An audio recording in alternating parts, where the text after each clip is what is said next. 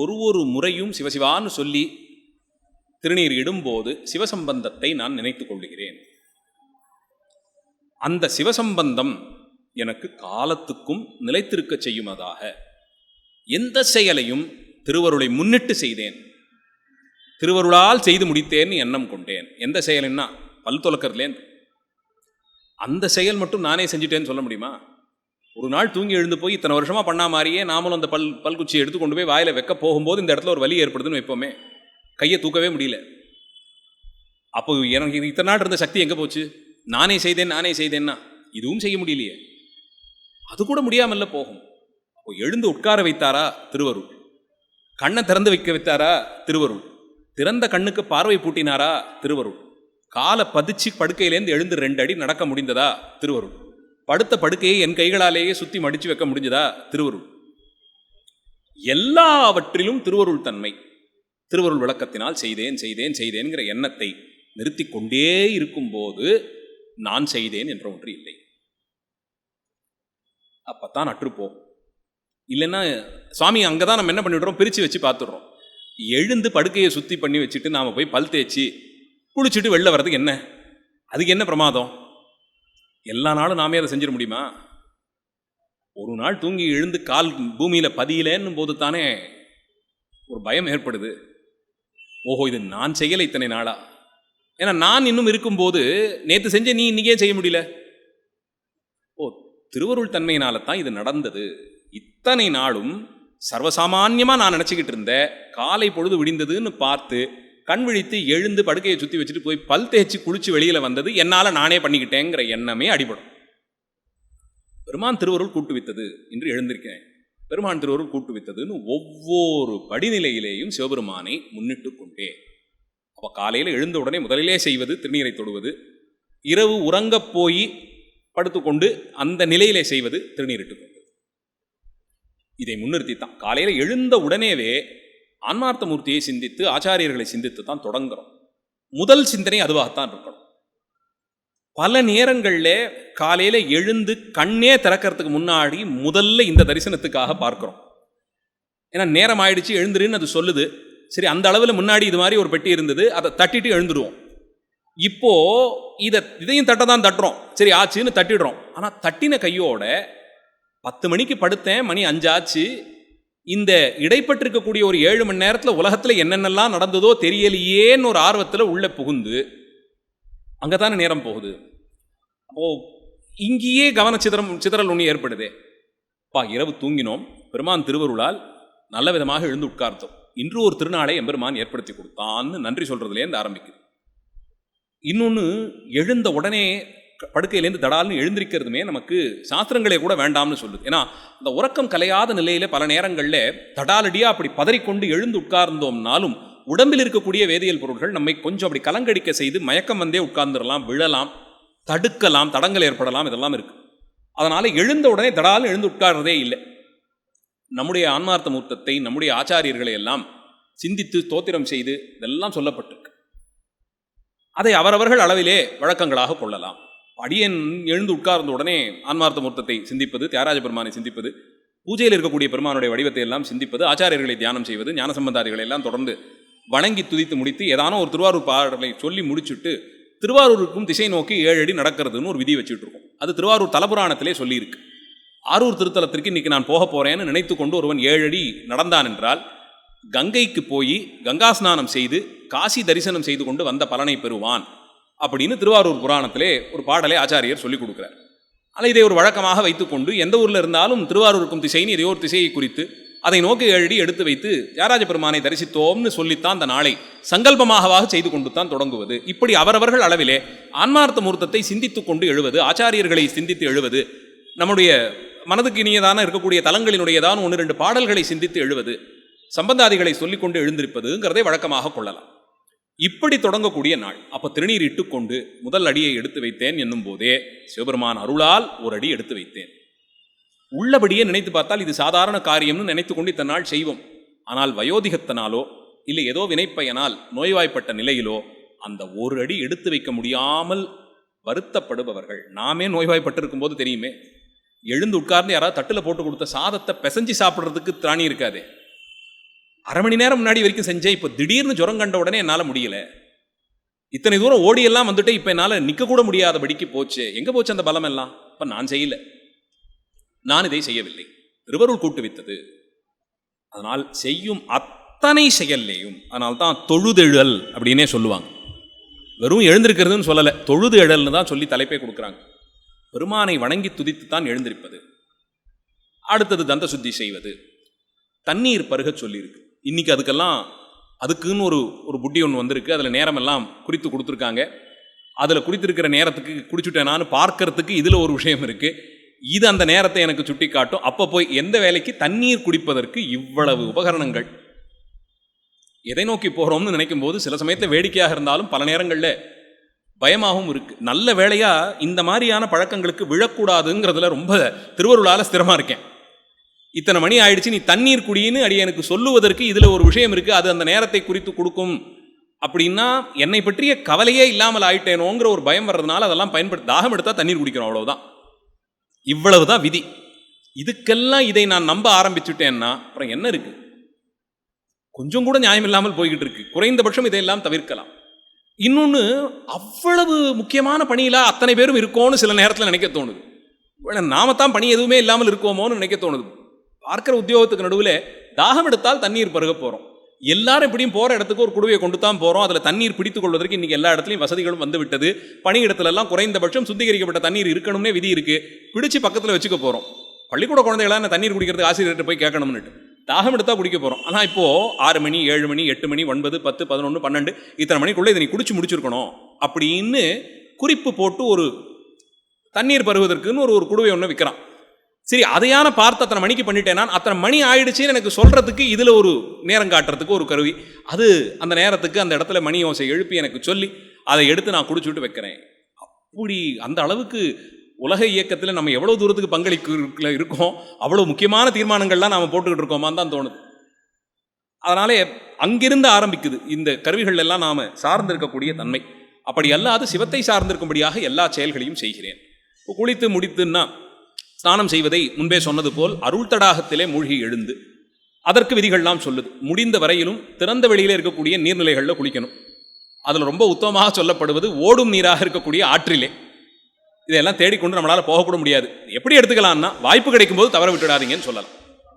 ஒரு புண்ணிய நகரத்திற்கு போகிறோம், புண்ணிய தலத்திற்கு போகிறோம், இன்னும் நல்ல வேளையாக சில புண்ணிய தலங்களிலே குளங்கள்லாம் இருக்குது, பயன்படுத்தக்கூடிய அளவிலும் இருக்குது. அங்கே அந்த குளத்திலே எப்படி தீர்த்தமாடணும் அந்த விதிக்குட்பட்டு அதில் போய் கண்டதையும் கலக்காமல் குளித்து முடித்த உடனே அந்த வஸ்திரத்தை அங்கே விட்டுடுன்னு யாரோ சொன்னான்னு அந்த குளத்தை வேறு யாருமே பயன்படுத்த முடியாதபடிக்கு நாசம் செய்தெல்லாம் வராமல் விதி என்ன சொல்லியிருக்கோ அந்த அளவிலே விதிக்குட்பட்டு ஸ்நானம் செய்து அந்த ஒரு நாள் தான் அதை தேய்க்கலைன்னா என்ன ஆகிட போகுது? தண்ணீரையே நல்லா தேய்த்து குளித்து நமக்கு என்ன கிடைக்கிறதே ஒரு நாள் ஏதோ ஒரு புண்ணிய தீர்த்தத்தில் ஸ்நானம் பண்ணுறதுக்கு ஒரு வாய்ப்பு கிடைச்சதுன்னா அடுத்த முறை வந்தால் அதை பயன்படுத்தணுங்கிற அளவுக்கு அதில் கொண்டு போய் நாம் கண்டதையும் கலக்காமல் ஒரு நாள் ஸ்நானம் பண்ணி வரலாமே. விதிகள் கிடைக்கும் போது புண்ணிய நதிகளிலே தீர்த்தமாடுவது, குளங்களிலே ஆடுவது, ஏரி முதலிய விஷயங்களில் ஆடுவது, கிணற்று நீரிலே ஆடுவதுன்னு இந்த விதிகள்லாம் சொல்லியிருக்கு. 22வது மாடியிலலாம் கிணறு வெட்ட முடியாது. இதெல்லாம் நாம் மாற்றி கொண்டு போயிட்டபடியாலே குறைந்தபட்சம் குளியலறையில் சேகரிக்கிறோம் இல்லையா, தீர்த்தத்தை ஒரு தொட்டியில் சேகரித்து எடுத்து மேலே ஊற்றிக்கிறோம். அந்த தீர்த்தத்தை புண்ணிய தீர்த்தங்களினுடைய கலப்பாக கொள்ளலாம். நினைத்துக் கொள்கிறோம், பாவனை தான், பாவிக்கிறோம். அதிலே பஞ்சாட்சர மந்திரத்தை எழுத சொல்லும். கைவிரல்களாலே அதில் பஞ்சாட்சரத்தை எழுதி உருயேற்றி அது சிவபஞ்சாட்சரம், அதிலேயே மூழ்குகிறேன்கிற எண்ணத்திலே தீர்த்தமாடி உடம்பை உலர்த்தி கொள்ள வேண்டியும் சொல்லியிருக்கு. அதற்கு முன்பாக உடற்பயிற்சி எல்லாமே, ஏன்னா நமக்கு யோகமும் ஒரு அங்கமாக இருக்கிறதுனால குளிக்கிறதுக்கே முன்னாடி யோகம் முதலியவற்றை எல்லாம் செய்யணும் நல்லபடியா. ஏன்னா உடம்பில் இருக்கக்கூடிய ஸ்நானத்துக்கு அப்புறமா அது ஸ்நானம் முடித்த அனுஷ்டானம். யோக பயிற்சி எல்லாம் நிச்சயமாக அதுக்கு முன்பாக செய்யலாம். உடம்பிலிருந்து இதெல்லாம் வெளியேறணும் போது, அது நச்சு பொருளாகவே வெளியேறுதுன்னும் போது, வேர்வையாகவோ மற்ற வடிவங்களில் அது வெளியேறுதுன்னும் போது நிச்சயமாக செய்து முடிக்கலாம். செய்து முடித்து ஸ்நானம் செய்து அதன் பிறகு அனுஷ்டானம். என்ன மாதிரியான உடைகள் உடுத்தணும்னு சொல்லியிருக்கோ அந்த மாதிரி உலர்ந்த உடைகள் தான் உடுத்தணும்னு சொல்லியிருக்கு.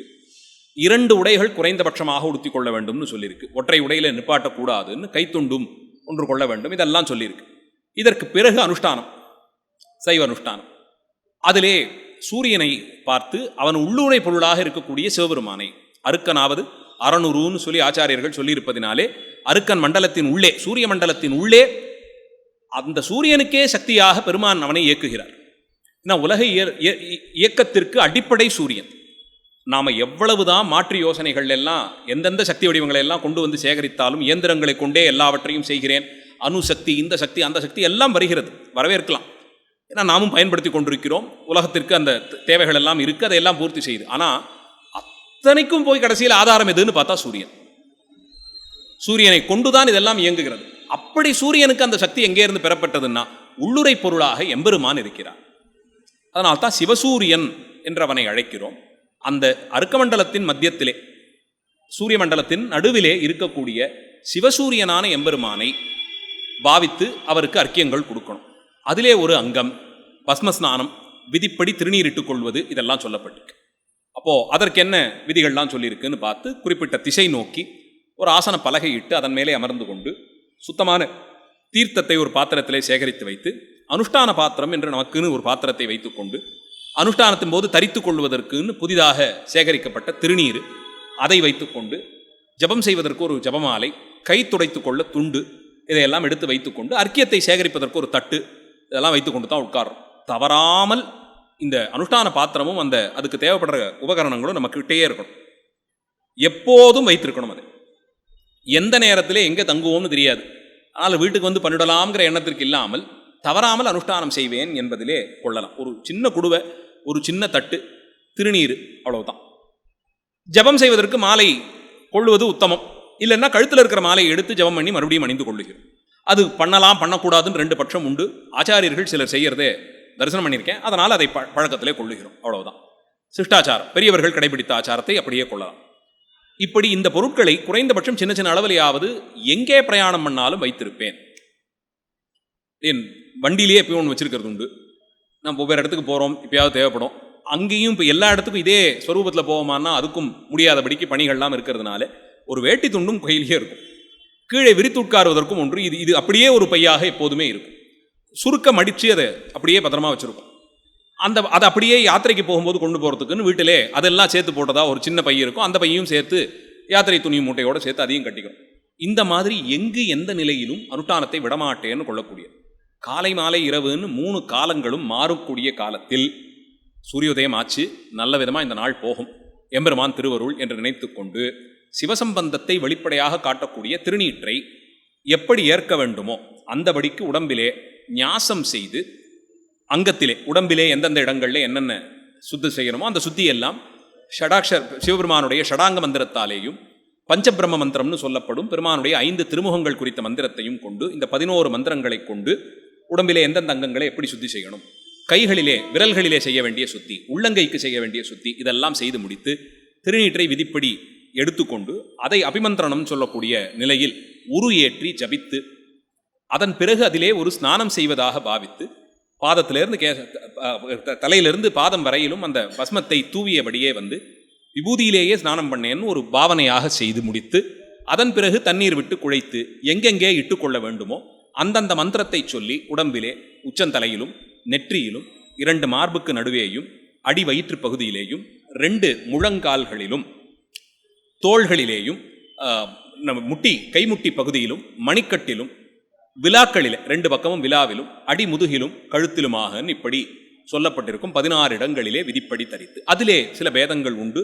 வேறு சில ஆகமங்கள் எண்ணிக்கை கணக்கில் எல்லாம் மாற்றம் உண்டு. கை காதுகளிலே இட்டுக்கொள்வது உண்டு, தோள் பின்தோளில் இட்டுக்கிறது வழக்கம் உண்டு, 2 தோள்களிலும் இட்டுக்கொள்ளும் வழக்கம் உண்டு. இப்படிலாம் அது அவரவர்கள் ஆச்சாரியர்கள் கடைபிடிக்கிறது அப்படியே கடைபிடிக்கலாம், அதுதான் உத்தமமாக இருக்கும்.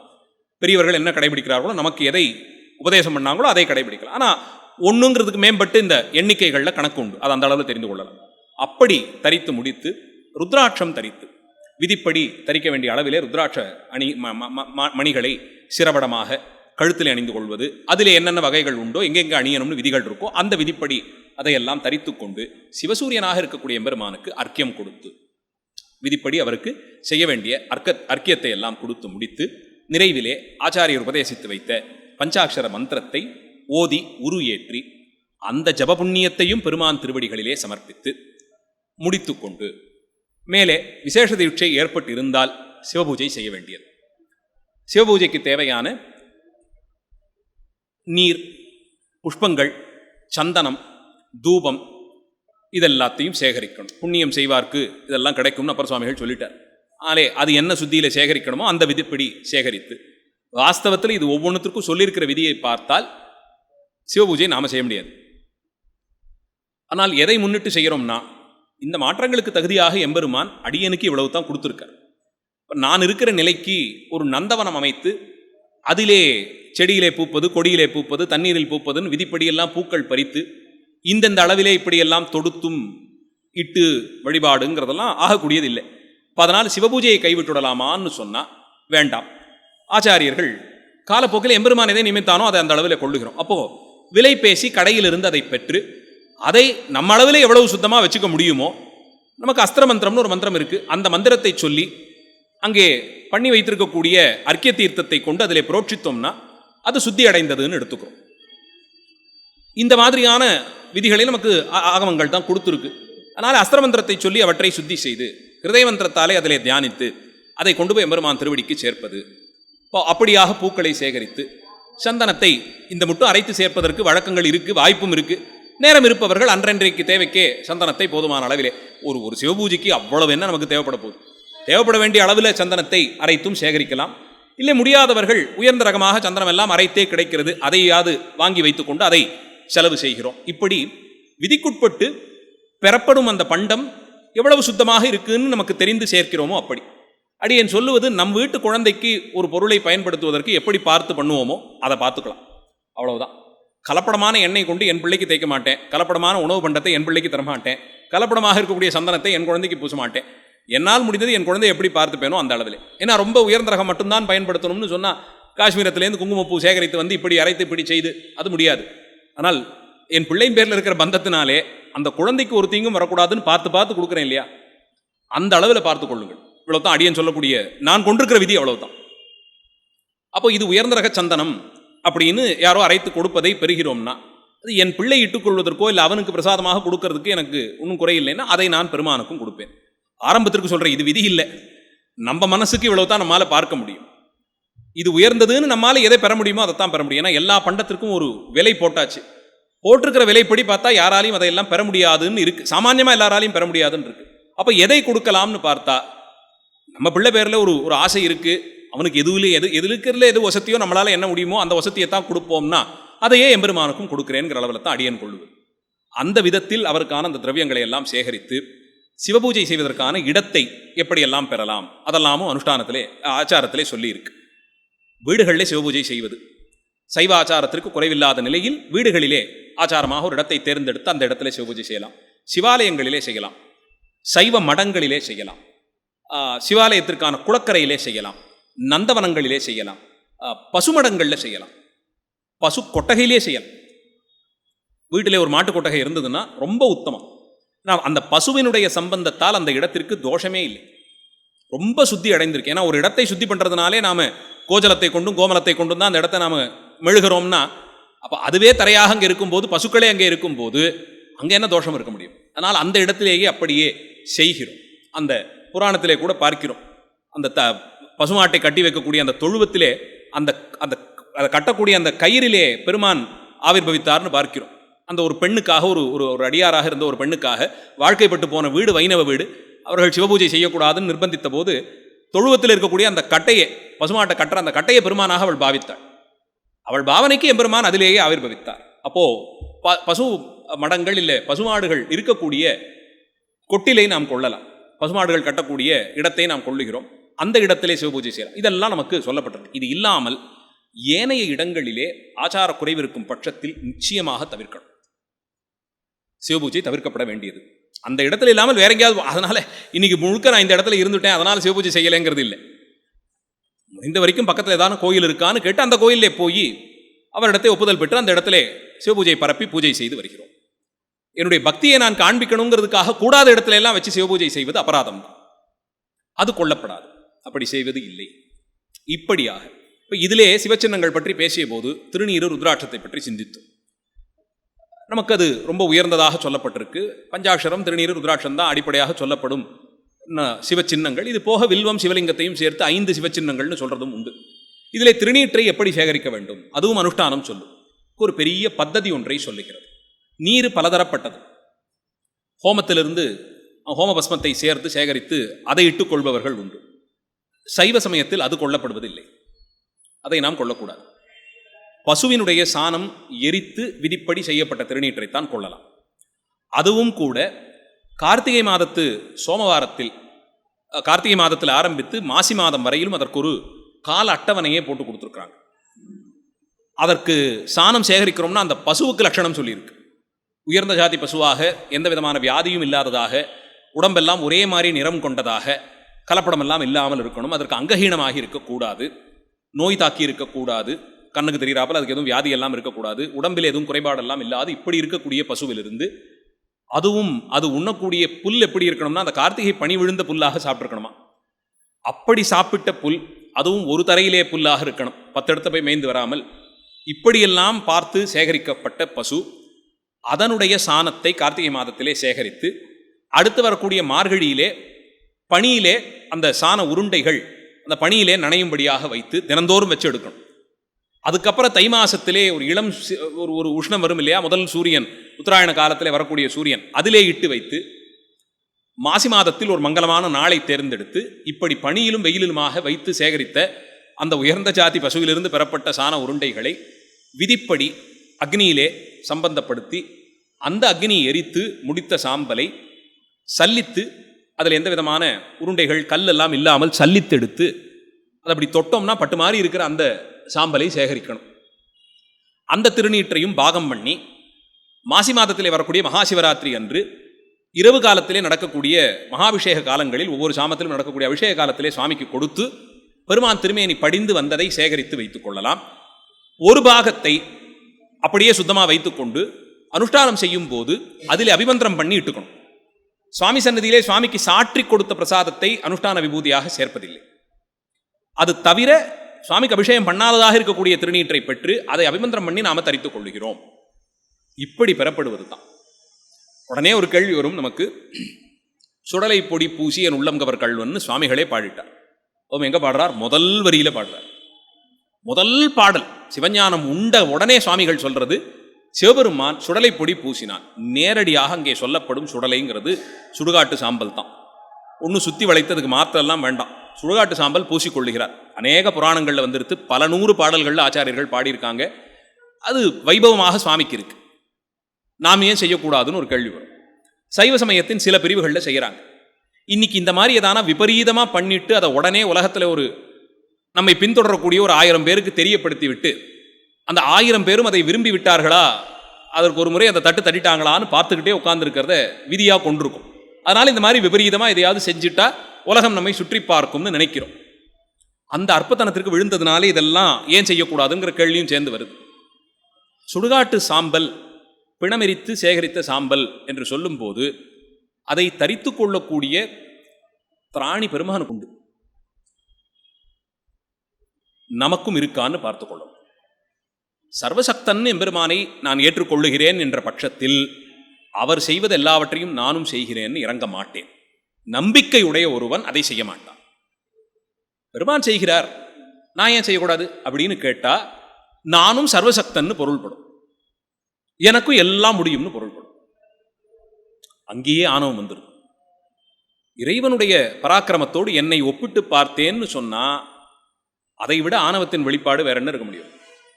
ஒரு நாளும் அதையெல்லாம் நம் ஆச்சாரியர்கள் செய்தது. வேறு சில சைவ பிரிவை சேர்ந்தவர்கள் செய்கிறார்கள், அதை அப்படியே பார்க்கிறோம். அவர்களையும் கைகூப்பி வணங்கி நகர்ந்து போகலாம். ஏன்னா சிவபரத்துவத்தை ஏற்றுக்கொண்டிருக்கிறார்கள், பரம சிவபக்தர்கள். சிவபெருமானை நிந்தித்தால் அவர்கள் தண்டனையே கொடுப்பார், அவ்வளவு தூரத்திற்கு அதிதீவிரமாக இருப்பாங்க. அவர்கள் விதிப்படி ஸ்மசான பஸ்மத்தை அதில் ஸ்நானமே செய்வார்கள். முழுக்க அவங்களுக்கு தலையிலிருந்து பாதம் வரையிலும் அதை தரித்துக் கொள்வார்கள், வழக்கம் உண்டு. தரித்து கொண்டு நிற்கிறார்கள். அவர்கள் செய்கிறார்கள்னா அவர்கள் இதைவிட கடுமையான வேறு விரதங்களையும் மேற்கொள்வார்கள்.